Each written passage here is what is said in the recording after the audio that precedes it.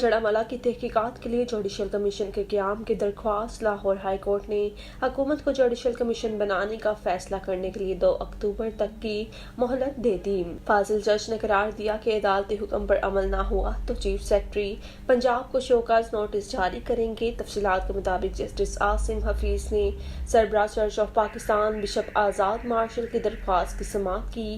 پنجاب حکومت کی جانب سے additional chief secretary home Shakeel Ahmad پیش ہوئے۔ Additional advocate general Ghulam Sarwar نہنگ نے کہا کہ حکومت اس معاملے پر سنجیدہ ہے۔ کمیٹی بنائی گئی جس نے اپنی رپورٹ وزیر اعلیٰ کو بھجوائی ہے۔ وزیر اعلیٰ نے کمیٹی کی سفارشات کی روشنی میں کمیشن بنانے کا فیصلہ کرنا ہے۔